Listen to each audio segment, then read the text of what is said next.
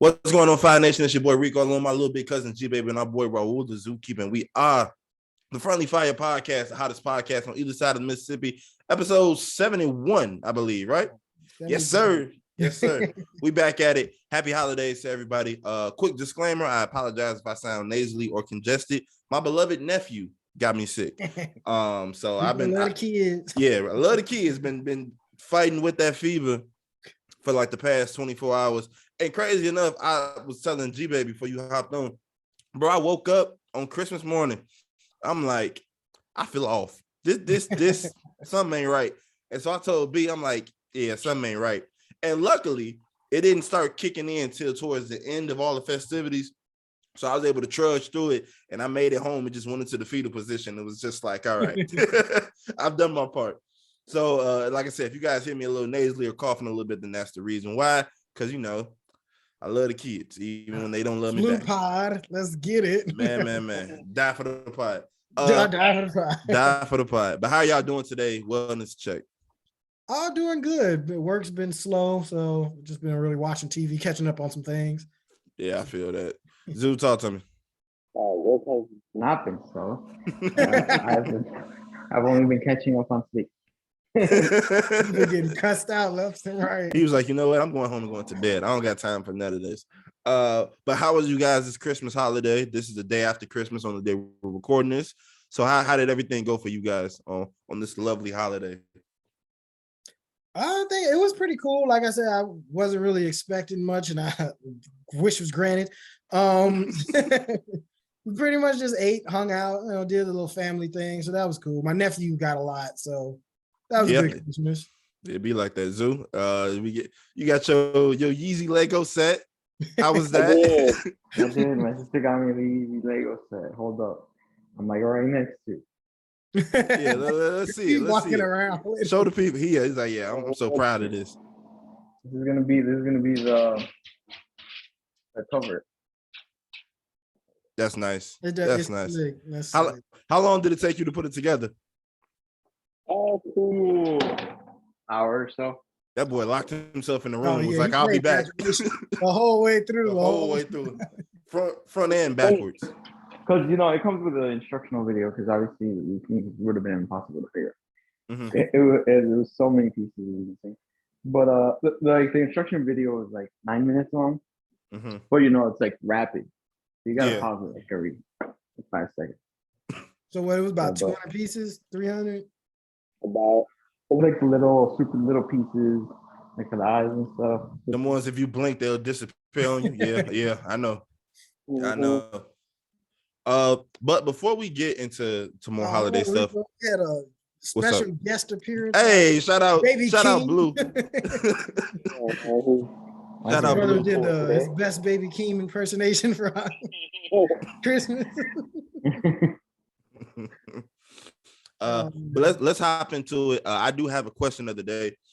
So one of the things that I have been seeing, and I'm sure we all have seen it recently in cinema and whatnot, is there's been a push, obviously, for more diversity amongst roles. Oh, he hates women.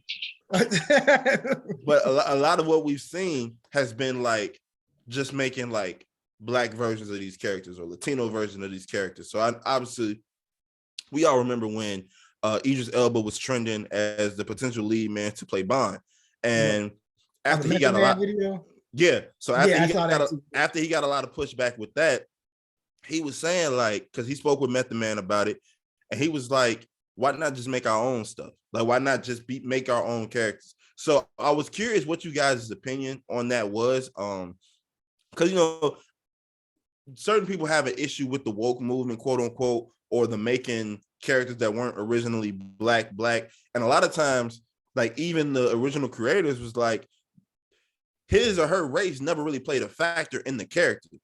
This is just how we wrote them. But there's been a recent push, or there's been a continuous push of, like I said, Black actors or actresses or Latino actors and actresses playing characters that weren't originally Black or Latino. Keke Palmer has recently been trending to play Rogue. I know they were talking about, it was something else that I can't remember his name. It was somebody else that was up for a role that he originally wasn't Black. So I was curious what y'all opinion on that was, because a lot of times, sad to say, the black characters, comic book or otherwise, like they're not going to see the light of day. Whereas a black Superman, like a Superman who just happens to be black, because it's Superman, is going to get shown. So do y'all think that actors and actresses should push more to play original characters or characters who are originally black, Latino, whatever, or should it just be, hey, whoever's best for the role should get the role type of deal? I was curious what y'all thoughts on it was. Can push for like the Latino or black roles, like especially like the, like the like Static Shock, to say like that's a big following. Like that could be a movie, and like it might have a cult following, but if you put a big name to it, like a Jaden Smith or maybe someone else like with a big name status, people are gonna go watch it regardless. It doesn't have to be like a lower like anybody else. Because like funny or not, like I don't know if you guys play the God of War series. Yeah. But the new God of War is like with Thor and them. It's like Norse mythology, and Heimdall in the video game obviously is a white character because Norse mythology is European basically. So everyone is white in like the original, and the God of War tries to stick close enough to the original as possible, basically. But with Heimdall being like white, everyone was like, "Wow, why is he white?" In Marvel, he's blah blah blah. My mom. I literally, my bad. I literally took him out of the room for a reason, and then they just threw him back in.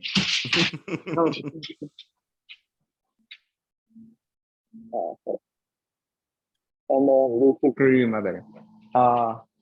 Yeah. So the thing is, and everyone was complaining that he was white in the video game because everyone's used to seeing him black. But if you actual Norse mythology, everyone was saying in the whatever how they used to describe him, he was the whitest of all the like Norse gods. He was whiter than Thor. He was like, I think he was like a tailless Norse, however you describe.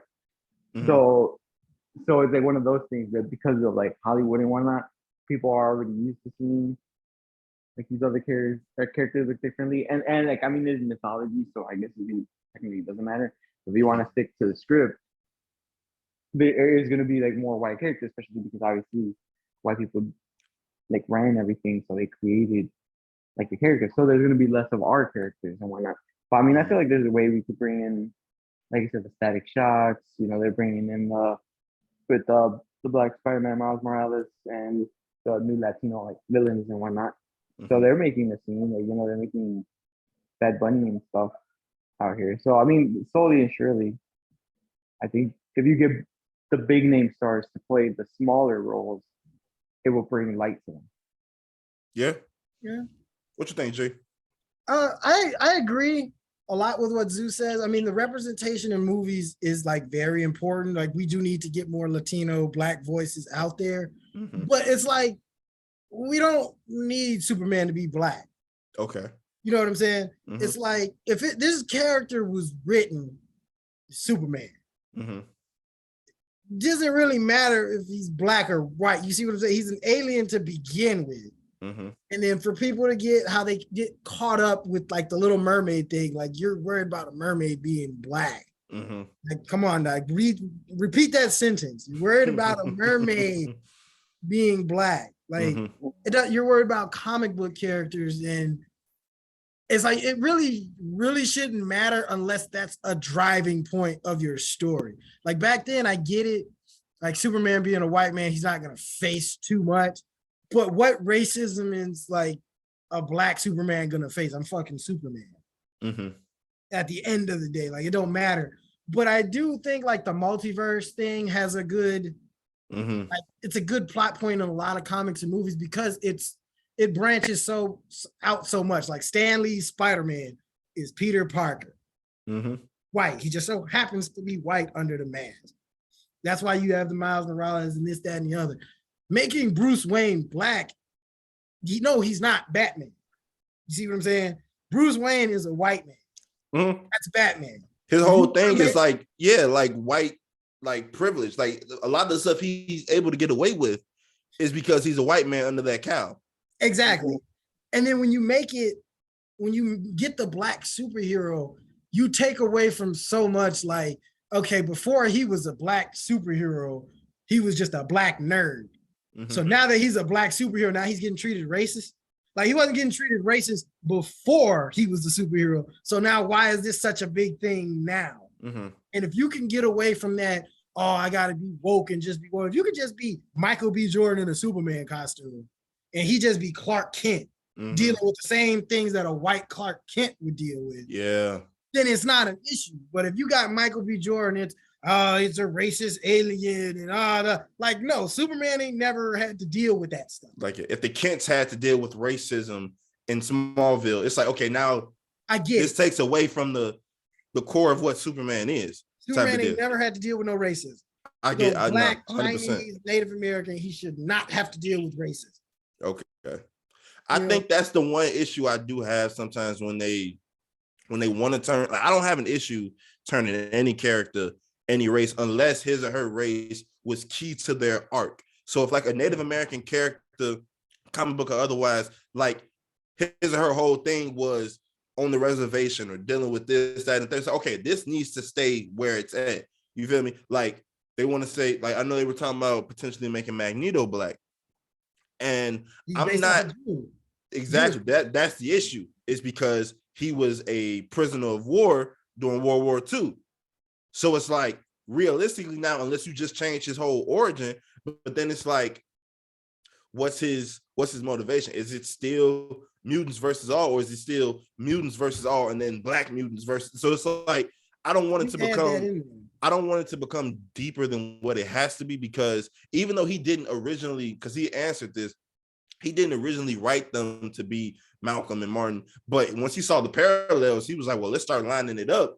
But it's like, if you do push to make Charles Xavier and Magneto black, okay, so what's their motivations? What's their reasoning? It can't all just be race related, especially when Magneto's whole thing was being in World War II, being a prisoner type of stuff. Right. So it's like, how it does make me like wonder how they would go about changing that or fixing it or whatever. Because it's even like with Black Panther, like the movie, like they were great, but it's like Killmonger wasn't this dude trying to take over and start this revolution for my people in America. He just wanted to take over Wakanda. But see, he was trying to spread out though. But he had to take over Wakanda first because they had the resources and the power. Right. But they make it seem like, oh man, it's because like, I get it's the background, but you make it so racially motivated and forget that it's a comic book. Like none of this shit really is going on. You see what I'm saying? Like, I get the representation and the message you're trying to put, but when you put that message in a story, it's like, what message do we learn? That if we have a secret resource that's stronger than anything else that makes us the most powerful, then we can do this. Like, you're making it about money, making it about money and racism instead of making a comic book movie. Like, if you take the Batman, what lesson is anybody going to learn that's from a white Batman and a black Batman? It's still a clown blowing shit up out here. No matter what color the dude whooping him is, we still got issues that need to be had. I don't care what it is. If he's solving it, like they were talking about Commissioner Gordon in the Batman movie. Oh, why is he black? Like, nigga, look where we're at. Like, does the ghetto. Like, he's not doing his job properly. Nobody's doing their job. This man, the only one doing everybody's job, and we tripping about it. Like just. I get it. Like, we do need to make more characters, like the Magneto thing, like you said. Leave Magneto Jewish.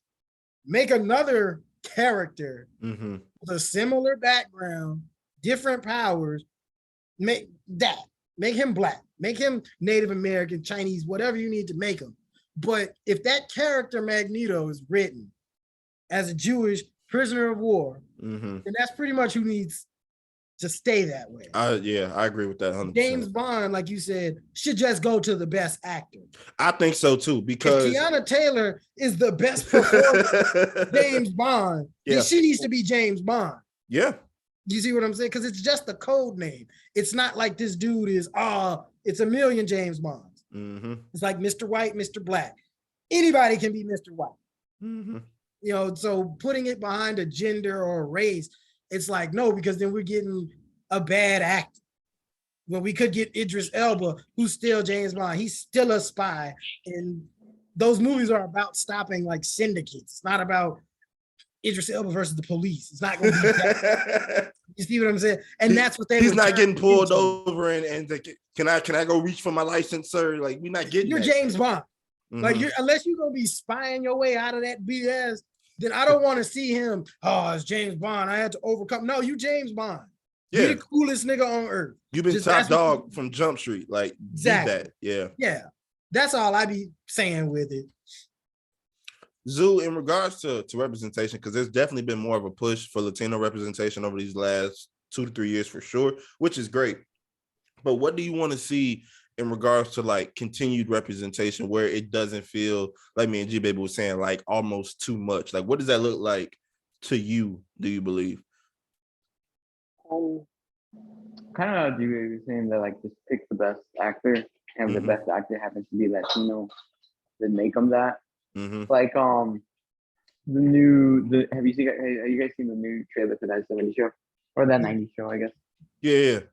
Like everyone already knows. As soon as I start talking, I know you're not having a conversation without me.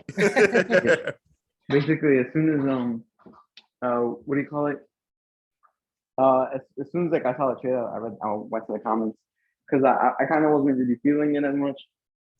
But everyone in the comments already knew that the main character and the one black girl in the show that they're gonna be a couple. They haven't even showed signs to it, but there's one black character in the group, and there's one Asian character, and I think there was a one Latino character. And then we're like, well, we're missing the gay character, and everyone pretty much deducted, oh, it's gonna be the main character, and it's probably gonna be with the black girl because then you can knock 2 birds with one stone. It's gonna be the gay couple and the interracial couple. Yeah. Into one swing. And it's like one of those things where I'm not like saying they're forcing it because obviously like that, but not every friend group in the world is racially diverse. Is racially diverse or sexually diverse and whatnot. Yeah. I mean, there are groups like that, especially like when you head in college, but not like always, especially if they're still taking place in Wisconsin or whatever. It's way less than that. Very conservative. And then it was in the 90s on top of that. In the 90s on top of that, where stuff was still segregated in the 90s. Like it or not, like everyone had their own groups. Like we've all seen like every single hood movie has like the blacks and the Latinos fighting each other. I was just watching Menace to Society the other day when they dumped them in the essay pit and whatnot. So it was still very much segregated. You know, Freedom Riders, we watched that. It takes place in the 90s, same thing. So you know, it's one of those where it's like, is it gonna work out? Is it not? But I mean, you can't really do much, I guess. So I mean, as long as the best actors are involved, I just want a good product. And with that show, sorry to cut you off. You finish what you're saying? No, go ahead. No, I was saying with that, it was like you are in Wisconsin. Wasn't too many Kenosha, Wisconsin, you know, wasn't too many black folks in that 70s show to begin with. So I wasn't expecting them to have like a super woke moment. This, that, I mean, the wokest it got was dude had a black father. Yeah. He was half black. Season 2, wasn't it? Second to last season. Yeah, so it was like, okay, but we didn't care about the racist stuff because it was like it went to the basement and to the corner store. Like this was as far as this show went. You know, now you got this Asian character, and then you got all this other stuff, and you got the interracial couples, you got the homosexual couples. It's like, when is this just going to be a comedy? Yeah, you know. So yeah, that's all very interesting because it's one of those things where I think television and cinema is they're trying to please everybody, and it's one of those like I think they're forcing it a little bit because there are those stories that need to be told, but I feel like they should probably be their own stories instead of trying to force feed it all into one show or one movie. It's like if something is planned out properly, I think you can execute it better instead of just trying to just throw it all in one like peg. Like, yeah, we got this, we got that, because then it just seems like you're reaching. And it's like, do you really care about the people who you're trying to appeal to, or are you just doing it so you don't hear the complaints? Yeah. You feel me? Yeah. So, excuse me. I just think it's something that I just hope that they plan better around. I'm a big fan of, like you said, or like we all said, the best actor or actress gets the role. So if you hold a James Bond audition, and it's 100 blacks, 35 whites, whoever, and they just decide that the one of them black guys did it the best, then it should just be that. But like you said, I'm not trying to get a James Bond backstory of his mama being the servant to his now boss, and she saw something that, like, he's the suavest dude around. He'll shoot you, stab you, do whatever he got to do, bang your girl, and then move on to the next mission. Like that's how it should just stay. And then it's just whatever you're auditioning for. Mm-hmm. Of course, Scarlett Johansson shouldn't be casted in the Harriet Tubman movie as Harriet Tubman. You shouldn't be interviewing nobody Latino. You sure? Asian. You sure? Okay, maybe. Yeah, she was acting her ass off in Iron Man 2. I ain't gonna lie.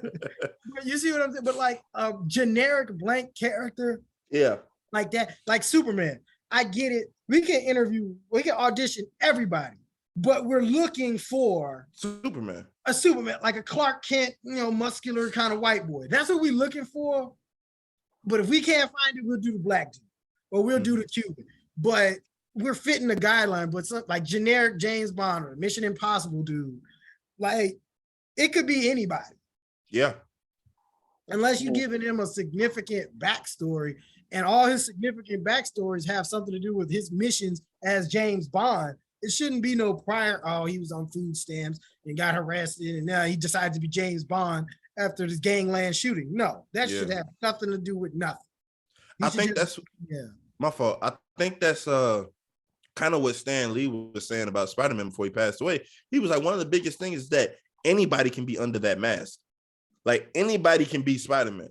Like that's one, like race, ethnic background, none of that matters when it comes to Spider-Man. He's a representation of getting up, life whooping your behind, and you smiling through it and still getting up and doing whatever you got to do. And then it's like you look at like a Miles Morales. He come from a 2-parent household. Daddy got a good job. Mama got a good job. Like he didn't grow up the gang infested waters or nothing like that. Like he grew up with 2 parents that loved him. And his problem should be whatever problems are going on in Harlem. Yeah. Like, that should be it. Like he don't need to deal with the segregation in Mississippi. Like none of that has to do with anything. So I think that's very important. That companies, when they push for diversity, that it doesn't seem like they just doing it to here nigga, like shut up, or they because you can see right through that. Like you sense all of that. It's like you guys didn't really care about this. You just did it so nobody would complain. Like the Winter Soldier and Captain and Falcon show. Mm-hmm. Like, we got a black super soldier who's technically the first super soldier. Like, you didn't have to feed us that. Now, I will say that was in the comics, though. That is comic book accurate. Back in that, get it. You feel me? But it's like, are you gonna get this dude a backstory? You gonna get this dude a show? I feel like they gave him enough, but they just. I wouldn't be. I'll put it like this: with Isaiah Bradley, I wouldn't be upset if they gave him like a special presentation, but at the same time, he described it enough to where I don't need to see that. No matter how good he does, they're still gonna lock him up and test on him for years and years to come. Because they'll never let a black man hold the shield. He's doing all these missions, covering his face up, so they still think Captain America is alive. And the moment that they was done with him, they started testing on him. They locked him up. So I don't think I get it. We probably don't need to see that story. He described it enough to where you could imagine it. And that just added more weight to Sam taking the shield. Because he like, you don't understand what you're signing up for by fighting for this white man's war, essentially. Right. So I can see that.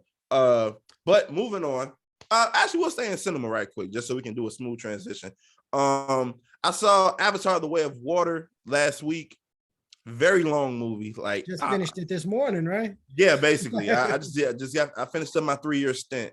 The movie is entirely too long, but I think it's a solid movie. One of the things I will say is, and I don't know why I didn't notice this the first time I watched the first movie, but like the push to have everybody with dreads or to be basically Samoan, it's like, James, what are you doing? Like, honestly, like, and it's nothing against him, but it's just kind of like, this is kind of a stretch. Like, let's just be real. Like, the blackest person on that cast is Zoe Saldana, and she not even. Like, you feel me? You got everybody got dreads. The tribe that they went to seek asylum in was basically based off of the Samoans, the Hawaiians, and whatnot. They all tatted up, tribal tattoos. They got like a haka ritual and everything. So it just, wasn't in it. You said what? The Hawk wasn't in it. I think they based one of the beast off of him or something. But yeah, it was a solid movie. It was one of the ones I told B, I'm like, I never need to see this again, but I'm not mad that I saw it. Because the thing with me was that, like, I wasn't fiending for an Avatar sequel. Like, I didn't even know this was something that was up the pipeline. Like, we was randomly in the movies one day and we saw the ad for it. It was like, why? Like, huh? It's been 13 years. What are we doing? I've never seen the first one. So. I'm not watching long movies. Well, it's on Disney Plus, so I mean, check it out if you got time. But it's okay. I'm not, like I said, I'm not mad that I saw it, but it's one of those, like, this movie didn't need to be this long. It was like 30 minutes too long. But I guess shout out to them. They made a bunch of money on it. So whatever. But 30 minutes is a long time. Yes, absolutely. That's a long time. That's a long time. That's a long time. I stayed 5 minutes over the clock, and I'm like, oh my God. Because it was even like Endgame. I was kind of like, all right. See, Endgame didn't feel like 3 hours to me. I think because they had to just kind of jump right into it, I felt like. But with Avatar, there was so much like exposition and explaining who everybody was. It's like, bro, this is a sequel. Why are we getting so much introduction stuff? Right. You feel me? Like that was kind of, yeah. It's like that's kind of where my thing was. But let's get into some legal mumbo jumbo. Tory Lanez, Canada's finest, has been found guilty on all charges in the shooting of Meg Thee Stallion last year. This was a very weird case. I wasn't able to follow all of it, mostly because I didn't care. But two, it was just so much. It was so much that was going on. Yeah, I was like so close to blocking like just Tory Lanez and Meg Thee Stallion's name. If I go the rest of 2023 without hearing it, I wouldn't mind it at all. But basically, like I said, he was found guilty of all charges. But how the case was displayed, a lot of people feel like there's a lot of information that is still kind of missing. And essentially, the only people who know truly what happened is Meg, Tory, and I think her name is Kelsey. It was a third person there. And I don't know, man. I just feel like I don't have a true opinion on it either way. Like, it's unfortunate that she had to go through that if this is truly what happened. I don't know what because they say he could face up to, I think they said like 20 years or something crazy like that. So I don't know what's going to happen, if it's going to be some good behavior type stuff, if he's going to be sent back to Canada or what. But the funniest thing about this whole thing was Tory Lanez going through these hoops and everything to show himself as innocent, getting his son couldn't even be in the court proceedings. That means you drove the little nigga up to the office and then put him on your back to walk back out with him. You got his father blaming Rock Nation. They look the exact same. Bro, they got the same dome piece. That was crazy. I thought me and my father looked alike. That was scary. I was like, wow. And then come to find out he's like a scammer as well back in the day. It was a lot. But the fact that Rock Nation ended up getting the blame on all of this was the funniest thing to me, because essentially they were saying that they put all the money behind the police in the court proceedings to make sure that Tory was found guilty. That's very big conspiracy vibes to just me. say stuff just to say stuff. Like how does what do I don't know. What do they have to gain from that? Yeah. Like we taking Tory Lanez off the street. What like he was dropping music like that anyway. Zoo, what you think about it? I don't know. I mean, I really didn't really care much. I just kind of like the memes, reading the comments. Very funny time. Very funny. Basically with the whole Meg Thee Stallion thing, you know, Joe Budden also got attacked because he said that Meg Thee Stallion's a bad person or whatever. And like he just said that he didn't really need to say that, but you know, I guess he just can't contain himself. But like the whole Meg Thee Stallion thing, I mean, it sucks. I mean, I'll just take it as that he did do it. He is, I guess, proceeded guilty, I guess, or whatever. So, you know, it sucks that she had to go through that. But every time I see her name, I feel like it's something negative with it. I've never seen like something super over positive. And it could be just like, for whatever reason, people don't like her, I guess the general public maybe, or some celebrities. But like a bunch of celebrities, like, also like bad talkers. So I don't know if it might be her.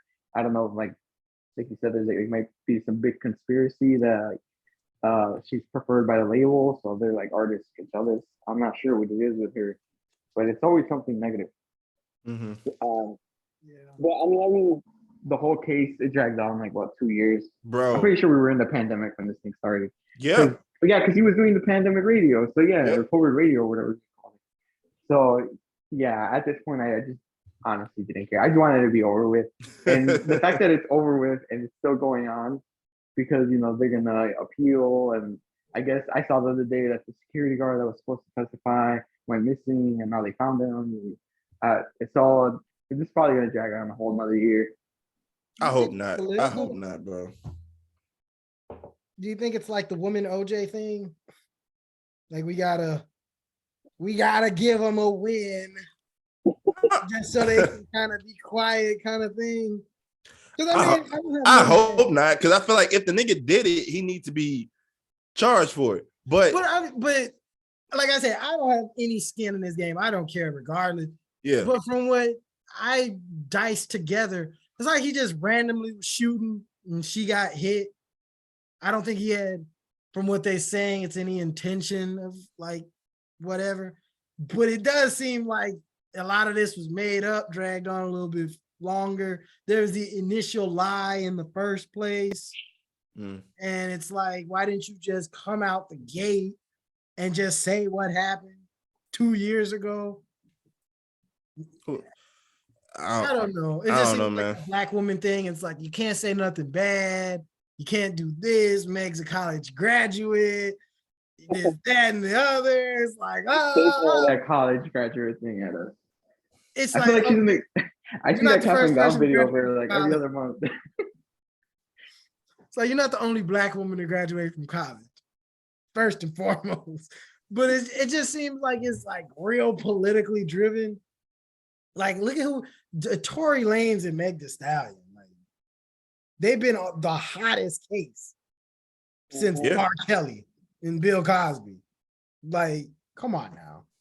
And then you get this man 23 years for that. Yeah. It's a little wild. I'm glad Meg got it, but then she started playing the victim.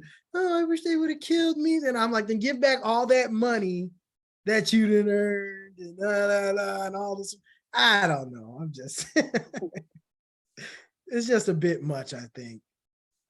Yeah, that whole it definitely dragged on a lot longer than I would have liked. And I feel like obviously it's Twitter, because all they do is attract, nonsense and noise and whatnot. So I'm kind of glad that it's over. I want to talk real quick because I just hope that that whole thing is done personally. I want to talk real quick about some of the basketball games yesterday and the fact that Jokic is essentially a my player. I don't understand this individual at all. Like, I just like it's just when I watched him, I watched the highlights. I sat there and I just looked and I'm like, there's no reason that one person should be this good without really exerting a whole bunch of energy. Like he moves at his own pace. He be just chilling.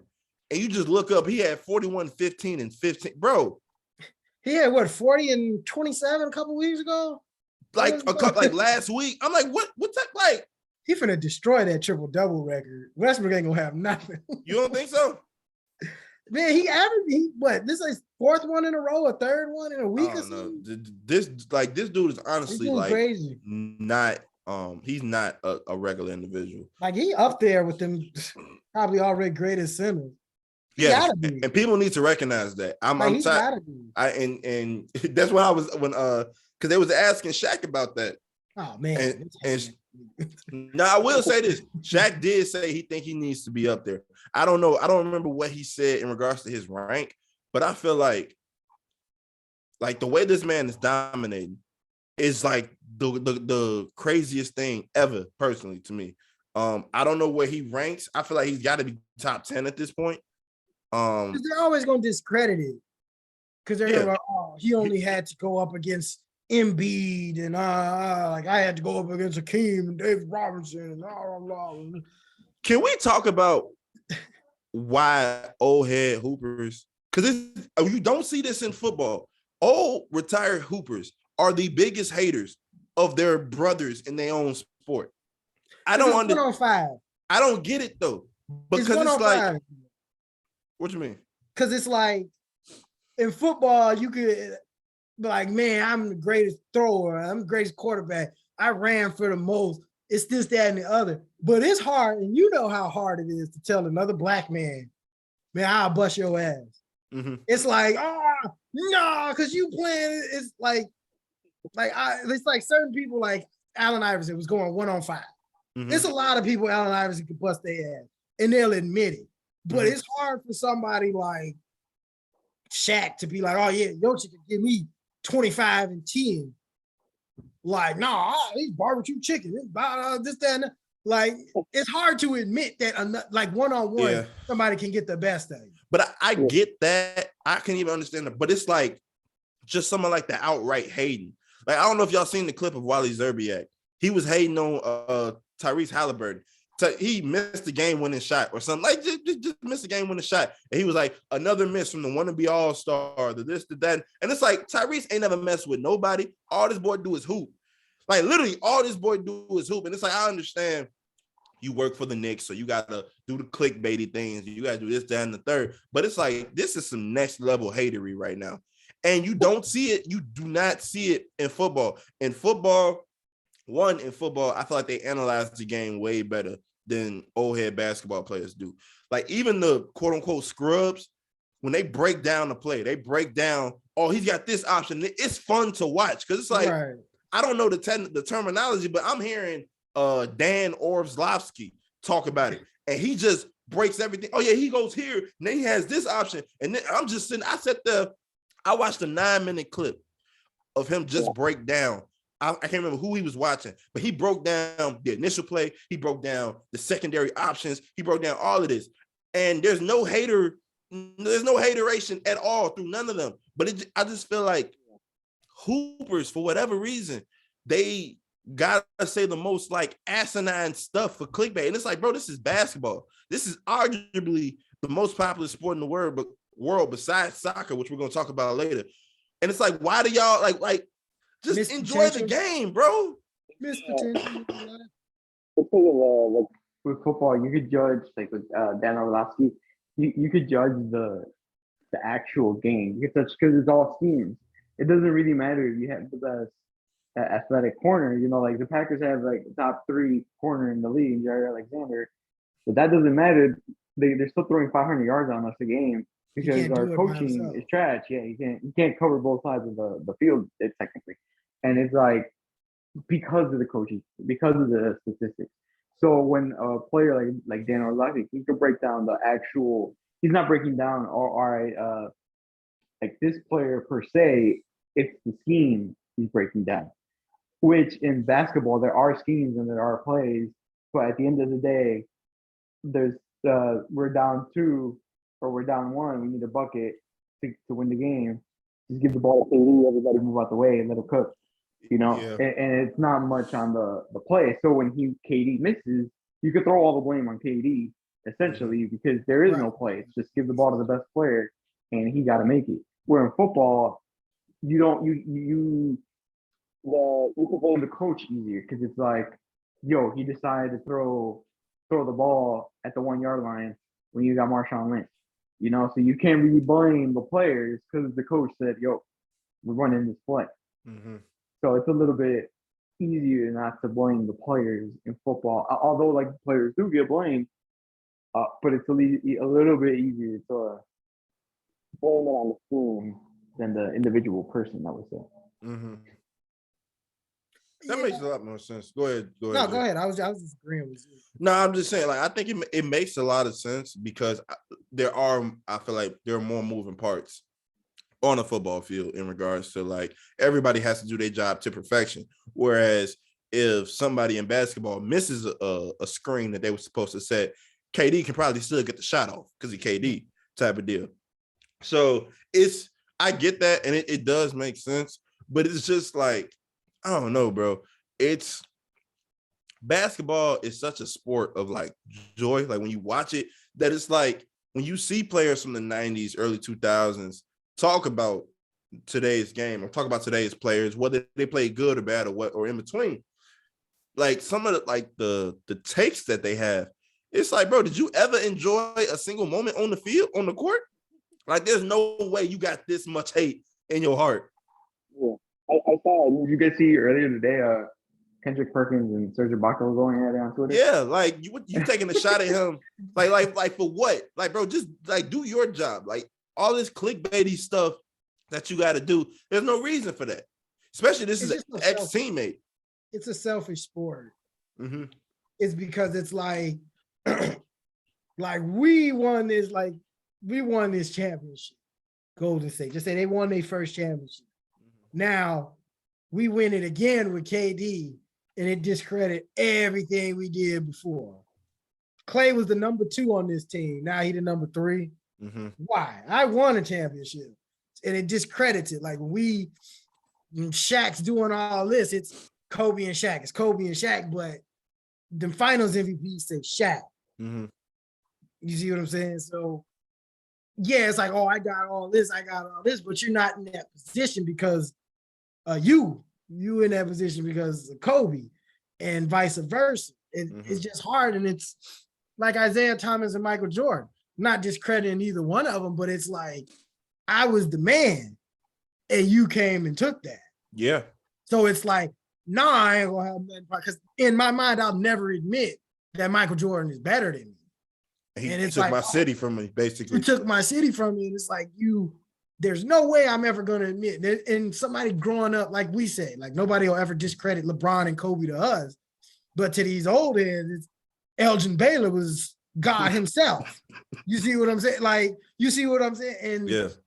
I heard on a podcast, Gilbert Arenas was talking, and he was saying, oh, you know how that's that argument of all old players can play now and this, that, and the other. And he brought some credit because it's like that crossover that AI did on Mike was like game changing because like he got you, Mr. Defensive Player of the Year, Mr. 9 times, like he got your ass. And Kyrie doing way more than that. Yeah. You see what I'm saying? Like, I'm not saying you wouldn't have figured it out. Yeah. But you got your ass got.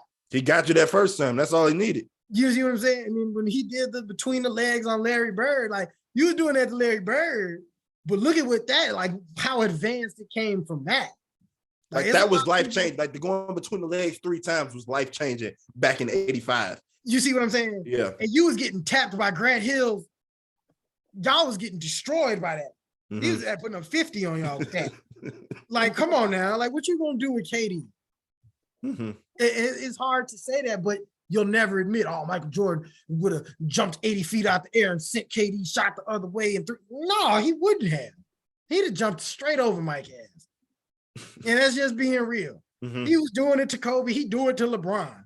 Like, it ain't saying Mike sucked, but it's a different generation and people just can't get past that. Like Shaq now, he probably wouldn't even play. I don't know about that. You don't think so? They don't pass it to nobody. But see, all right, I'll put it like this. Every time he do something, it's a foul. He not gonna play. He too big. He not gonna play. Cause you look at like this take foul stuff now. Yeah. Like you grabbing on Shaq turn around, offensive foul. He'll be gone in a half. You see what I'm saying? It's different rules and it's different this and now he probably wouldn't even get to the paint if they hacking and Shaq and he not hitting it. It's like we giving up all these points. We can just shoot threes. You see, the game has changed so much differently than football. Football always been the same. There's not a the most drastic move was what, a one-hand catch? Jumping over somebody. That was like the most increase of how the games changed. Like niggas was still doing spin moves and jukes and stiff arms and stuff. In the 60s, yeah. In the 60s, 70s, 80s, 90s, ain't nothing changed. But y'all didn't have a 3-point line 70 years ago. So it's like, you can't, there's unnecessary hate and it's a lot of old heads just not accepting the grips that like, I'm done with the game of basketball. Mm-hmm. And that's just what how I feel about it. Any closing thoughts on that, Zoo? No, really. I was watching a clip earlier today of it was Shannon Sharp and Tony Gonzalez. They were arguing who's the better tight end between them two. Yeah, but it was it's like friendly. It's like, oh wow, I ran a 40-yard pass than you. Yeah, but I had more catches than you. Yeah, but I won the Super Bowl. At the end of the day, it did end up with like the Shaq thing, like, oh, Super Bowl, Tony, you don't. Yeah. But like when they were just talking about it, it was like Tony Gonzalez was like, well, I was getting double teamed, triple teamed by the team that was being ran. While on the other hand, like Shannon Sharp, you had two all-star wide receivers, or Pro Bowl wide receivers, and a Pro Bowl QB and a Pro Bowl running back. So you can't guard everybody. Yeah, like at the end of the day, that's how you were open a lot of times. So that's when Shannon Sharp was like, well, I got the Super Bowls out there. You said I got to throw your championship up. I'm like, you lost. Like, you lost that argument. So, but it's like a friendly thing. It's not really like a hater thing. Whereas like when Shaq and Charles Barkley do it, I feel like Charles already came to grips with it and doesn't care. Yeah. I feel like Shaq actually be getting tight. Because I feel like Shaq, especially when he it's one of them like back into a corner type of moments. It's like, all right, like the words you saying hitting a little hard. Like, all right, now right. I got four of them. So it's like that doesn't discredit. But see, I think the thing with, and I love Shaq, and I don't agree that he wouldn't play in today's game. I think he would adjust. I think he would adjust. I think he would figure it out because he wouldn't have a choice. I think. But one of the biggest things I feel like, and we can move on after this, is a lot of what G Baby said is a lack of acceptance of, dang, like, okay, I'm not a hooper no more type of deal. Whereas like football players, like your body will let you know, but unless your name is Tom Brady, like, all right, bro, we done. Like it's no mas. We can't keep doing this. We got hoopers hooping until they 45, just cause right. they sitting on the end of the bench just collecting a check. So it's one of those, like, they won't, like you said, they struggle with letting it go. So then it's like, well, shoot, back in my day, it's not your day no more. And there's nothing wrong with that. But as you adapt, as you grow as a person, there's no need to hate on your little brothers coming up. That's how I look at it. Because I mean, you look at it now, then we can get off of it. Like the Shaq not playing, like he'll play, but you look at stuff now where you got like Steph grabbing 6-7 rebounds just off long threes. Mm-hmm. It's like, Shaq, if you gonna be what? If you're not in the paint, what you gonna do if these rebounds is careening over your head, going to Westbrook and going to John Morant? Like, it's more point guards and guards getting triple doubles now than anything. This is true. So it's like you have to seriously adjust him. It's like, what, Shaq gonna get a mid-range? You get the little floating game. Pick up, man. Look, hey, the little screen and roll. He get the little screen and roll. Charge. Little floating game. So it's it's just like not coming to grips that like you're not playing no more. This is a different era of ball. It's like niggas is jumping from damn near the free throw line in game, like on the regular back to back to back.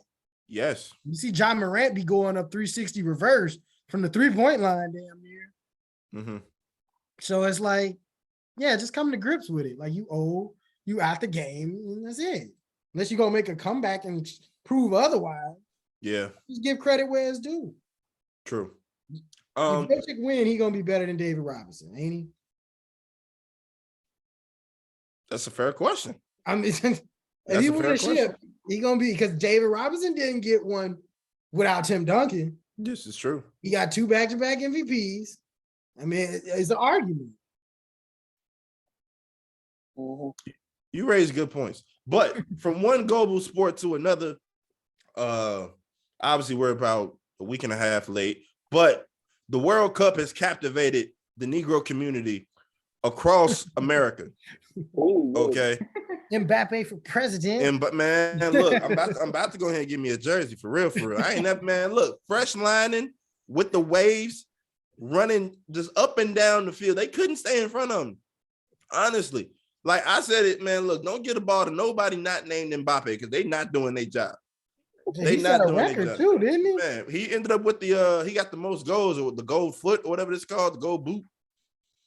Man was out there with a triple double in soccer. Essentially, yeah. I know we have to make everything in basketball terms. Explain this in basketball terms. Look, Argentina had a fast break.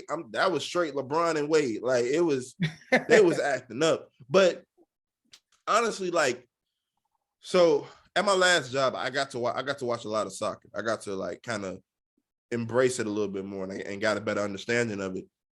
And I see the passion behind it. My only gripe with soccer is the same gripe I have with football, is that it can end in a tie. I feel like no sport should end in a tie personally, but I let that go. I had to let it go.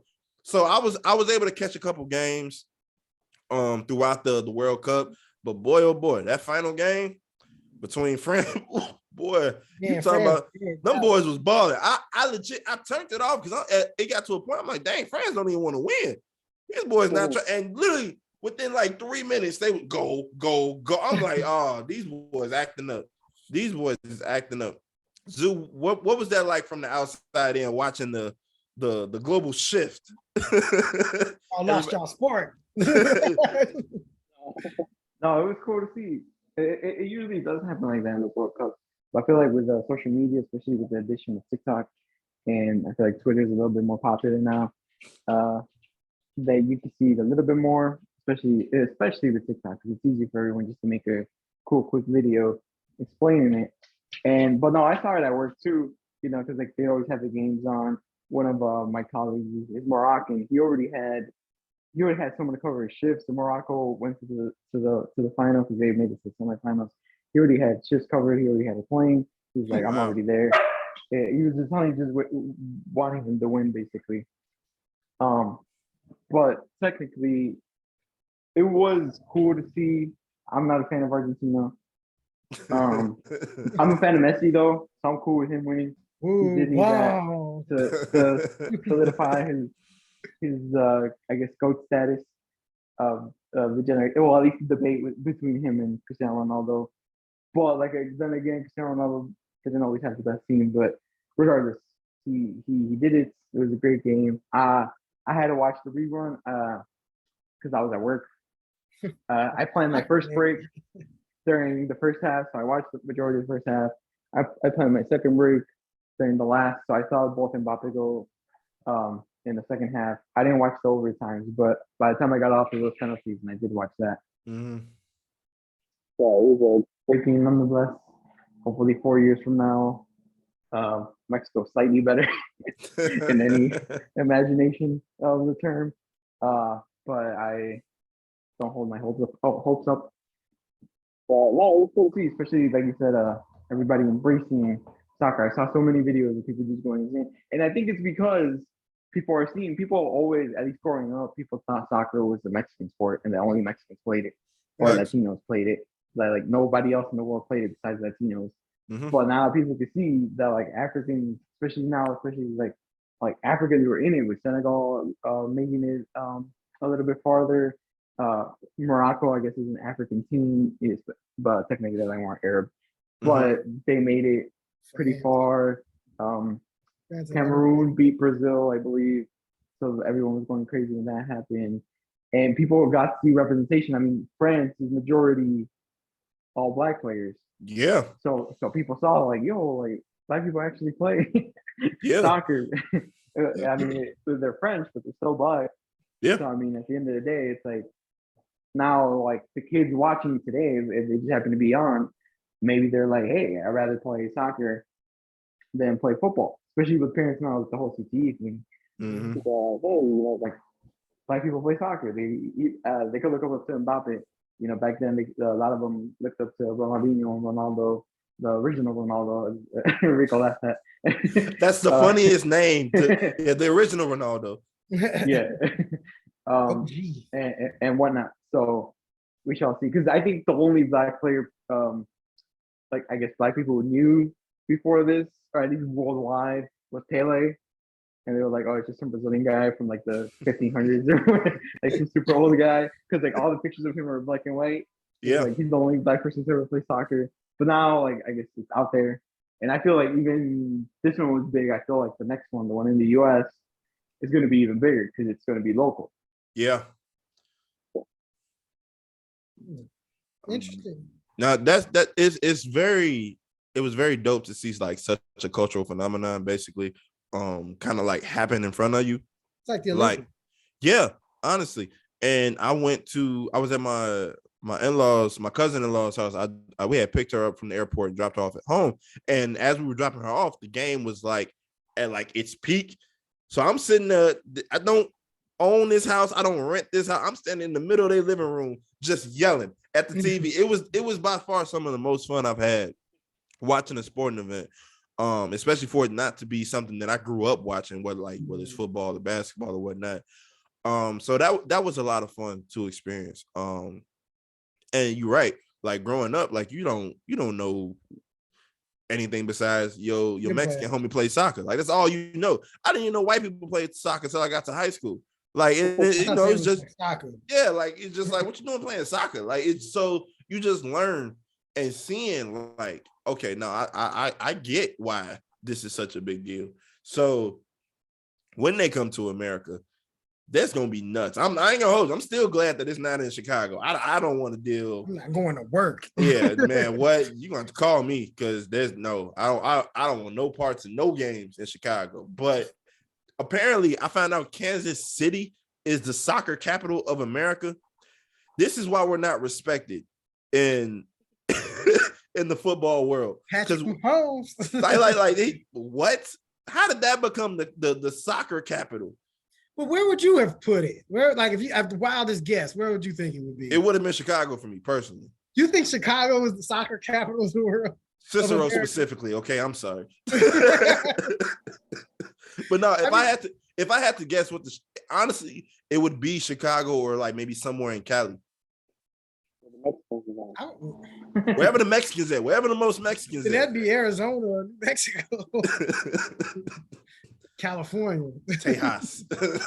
26th in California. We gonna play at the prison. But yeah, man. Yeah. So soccer is now one of my new favorite sports. I'm gonna definitely try to stay in tune more because it just seems like a good time. Besides when it ends in a tie. So they just be on at the weirdest times. Like they was up at 7:00 in the morning. I had to respect. Okay, you in Qatar. But it's like my father-in-law was just up. I'm like, what is he doing up? Oh, he's watching the soccer game. What soccer game? Like y'all in Qatar, but we over here in Chicago. Like y'all need to fix that. I'm gonna need y'all to calm down, okay? This is the first World Cup where we didn't have a job. As in, my dad has recorded every World Cup like ever since he has like a VHS and then transitioned to DVDs. Mm-hmm. We don't have a VHS nor DVD. And he is like devastated because he says once he retires, that's all he wants to do. He just wants to watch World Cup. And we didn't have a VHS DVD. My mom was like, "Oh, by the time he's retired now, every single World Cup is going to be available to stream or on YouTube or whatever." And he's like, "No, but I like the physical copy, blah blah blah." And like we were teasing him throughout the whole World Cup. We're like, "Oh, what a game! Too bad you didn't record it." Blah blah blah. He gonna change the locks on y'all. VHS quality. Yeah, in our garage, he just has boxes and boxes of VHS tapes and DVDs of every World Cup. He has it written. You know how you would write on the VHS on top Oh of the wow, DVD, he got Mexico the specifics. versus USA. That's crazy. And the score down. So we had to watch every game, or at least the end score, so we could write who played and what the thing was. Someone had to be home to switch the VHS for every game, switch the CD for every game. It was a full-time job. But this is the first time we didn't have to do that. So I know y'all was celebrating. Dude, you didn't get the last 3 minutes. Who knows what happened? Like, Dad, it was 5-0. I don't know what else you wanted back. Oh man, that's funny. Is there anything else we got before we get up out of here? Nothing I can think about. Zoo, you got anything? New music or anything? No, I like that Juice is making a comeback. I've been going on Twitter like these last couple of days, and like every other day I see a viral tweet, like a clip from Juice. Oh yeah, Tupac was terrorizing the neighborhood. Yeah, and it's like a different clip, which I love. It's Juice is my favorite movie of all time. Looking back, that whole premise is crazy. Bro had a gun. He only had the bullets that came with it, and was wrecking. He had two guns. Remember, they took the store owner's gun. You're right. My bad. You're right. But no, it was crazy. Like, there's supposed to be like 15 or 16 in that movie. Yeah. Because he was in high school. Yeah. And none of them was driving. So they was like 16. And he killed like 4 people. He was catching bodies, bro. That clip is hilarious. Now, when you look at it, like outside the movie, where he's like, bro, Raheem, somebody shot Raheem. He says it with the straightest face. Like, you, sir, you did this. I always have an argument with people because I always say, like, when he killed the Puerto Rican gang member, Radaman, I always say that Q and Steele should have helped him. Because that would have been what's up? That's when they walked away, right? Right. Like, I feel like they should have helped him because that would have been all right, man, look, we still boys, I got your back, but I'm done.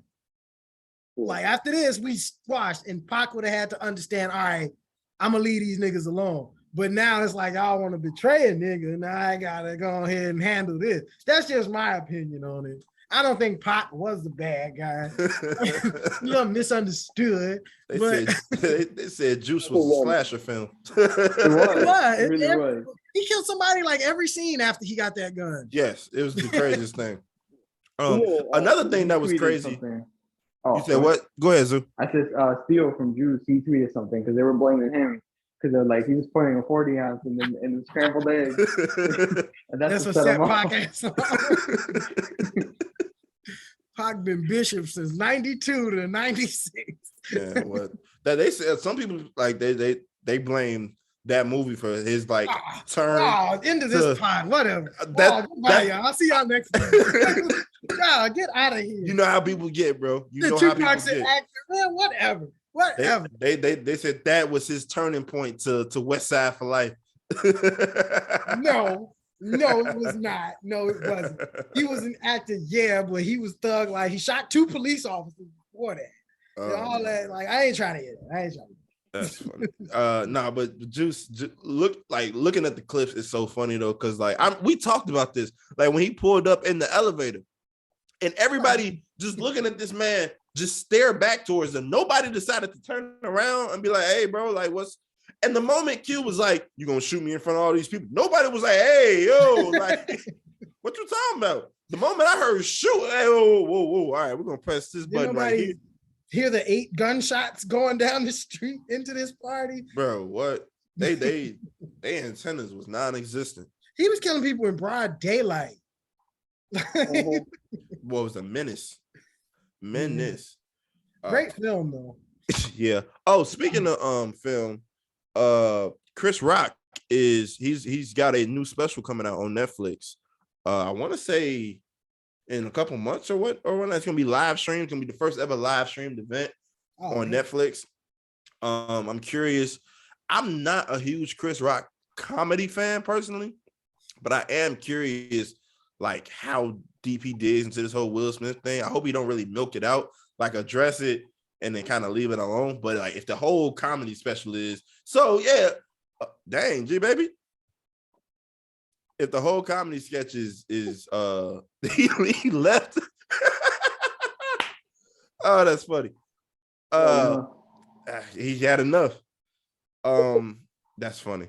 But I'm gonna finish my thought. If the whole comedy sketch is so when Will Smith slapped me, I'm gonna be done with it. But we thank y'all for his computer died.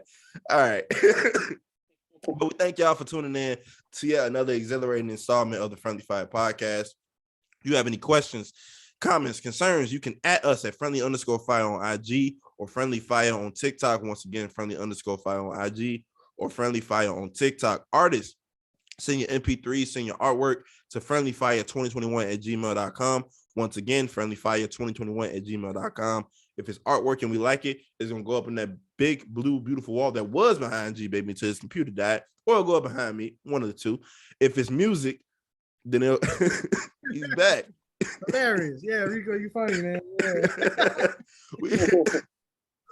If it's music and we like it, it'll go on at the end of our podcast. Simple as that. On behalf of, the wall. On behalf of my boys, I am Rico, G Baby, Zoo, Friendly Fire. Be blessed. Peace. Oh, that was funny.